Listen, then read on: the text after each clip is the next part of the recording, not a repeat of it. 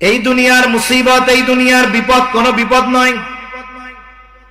চক্ষু দুটো বন্ধ হওয়ার সাথে সাথে সব মুসিবত বিপদ শেষ। এত টাকার দরকার, এত সম্মানের দরকার, গাড়ি দরকার, বাড়ি দরকার, সম্পদ দরকার, বলেন তো চোখ বন্ধ হয়ে গেলে আর কিছুর দরকার হবে নাকি? আসল মুসিবত হলো কিয়ামতের ময়দানে। এমন মুসিবত আল্লাহ তাআলা সেই মুসিবতের দিনের কথা কোরআনে বর্ণনা করেন। কেমন মুসিবতের দিন? আমার আগেও হযরত একটু টাচ দিয়ে গেছে যে বিবস্ত্র অবস্থায় মানুষ উঠবে, কেউ কারো দিকে তাকানোর বিষয়টা চিন্তাও করবে না। এই দুনিয়ায় যেই মানুষগুলো আমার আপনার আপন, মা বাবা, সন্তান সন্ততি, বন্ধু, যা বলেন না কেন, কিয়ামতের দিন কেউ আমার আপনার সামনে আসতে চাইবে না। আল্লাহ তাআলা কোরআনুল কারীমের মধ্যে বলেন, ইয়াউমা ইয়াফিরুল মারউ মিন আখিহি ওয়া উম্মিহি ওয়া আবিহি ওয়া সাহিবাতিহি ওয়া বানিহি লিকুল্লি ইমরিইম মিনহুম ইয়াউমাইযিন শা'নুন ইউগনি। আল্লাহ তাআলা বলেন, কিয়ামতের দিন ভাই ভাইয়ের থেকে পলায়ন করবে, ওয়া উম্মিহি ওয়া আবিহি, পিতামাতার থেকে পলায়ন করবে, ওয়া সাহিবাতিহি ওয়া বানিহি, স্ত্রী সন্তানদের থেকে পলায়ন করবে। সেই দিন প্রত্যেকটা মানুষ নিজের চিন্তায় বিভোর থাকবে, চিন্তিত থাকবে। আমার আপনার নবীজিও ওই দিন চিন্তিত থাকবেন, তবে সবাই নিজের জন্য চিন্তিত থাকবে, আর আমার আপনার নবী তার উম্মতের জন্য চিন্তিত থাকবে। লাকাদ মান্নাল্লাহু আলাল মুমিনিনা ইয বা'আসা ফীহিম রাসূলাম মিন আনফুসিহিম। আল্লাহ তাআলা বলেন, মুমিনদের উপর আল্লাহ তাআলার বিশেষ অনুগ্রহ। ইয বা'আসা ফীহিম রাসূলাম মিন আনফুসিহিম, যে তিনি তাদের মধ্য থেকে তাদের জন্য একজন রাসূল প্রেরণ করেছেন। তাহলে মুমিনদের মধ্য থেকে মুমিনদের জন্য একজন রাসূল প্রেরণ করেছেন, এটা মুমিনদের জন্য বিশেষ এক অনুগ্রহ। কেন বিশেষ অনুগ্রহ? আমি ওই দিকে আর যাব না। আল্লাহ তাআলা বললেন, মুমিনদের জন্য এই রাসূল, এই নবী হলেন বিশেষ অনুগ্রহ, তবে তিনি গোটা সৃষ্টি জগতের জন্যই রহমত।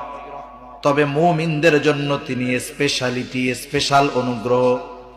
আল্লাহ তাআলা এই জন্য কোরআনুল কারীমের আরেক জায়গায় বলেন, ওয়ামা আরসালনাকা ইল্লা রাহমাতাল লিল আলামিন।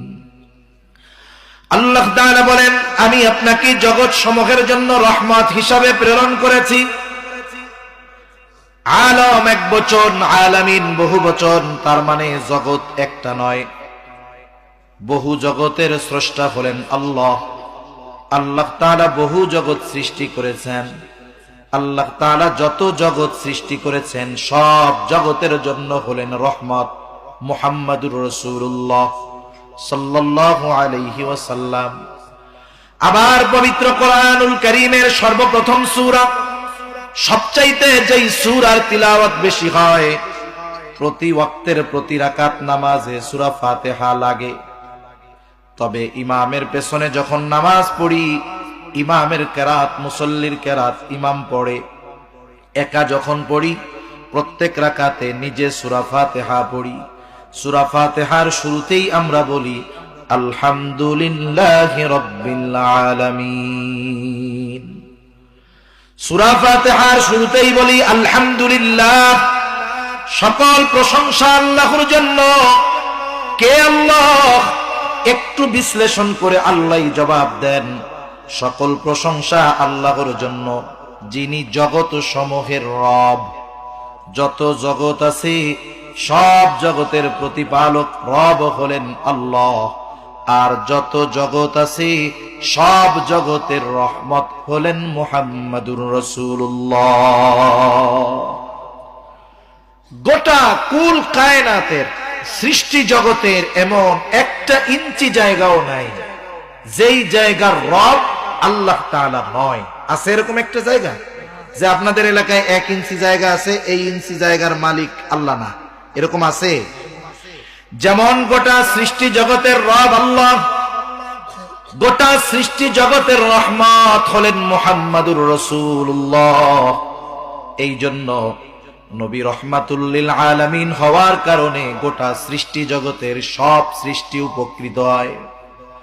কাফেররাও নবীজির কারণে উপকৃত হয়েছে। তাদের পাপাচার, অনাচার, অবাধ্যতার কারণে নবীজির কারণেই নগদে শাস্তি আসে নাই। সহিহ মুসলিমের থেকে একটা ঘটনা শোনাই আপনাদের। আবু জেহেল একদিন নবীজির সামনে আসছে।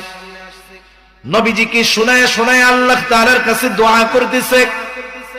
নবীজিকে শোনায় বলতেছে, আল্লাহ, আপনি যদি সত্যই এই কোরআন মুহাম্মাদের উপরে নাজিল করে থাকেন, তাহলে আমাদের উপরে পাথর বর্ষণ করেন অথবা যন্ত্রণাদায়ক শাস্তি দেন। আবু জেহেল দোয়া করে কার কাছে? জবান খুলে বলেন তো। আল্লাহ তাআলার কাছে দোয়া করে, বলে, আল্লাহ, আপনি যদি সত্যই কোরআন মুহাম্মাদের উপরে নাজিল করে থাকেন, তাহলে আমাদের উপরে পাথর বর্ষণ করেন অথবা যন্ত্রণাদায়ক শাস্তি দেন।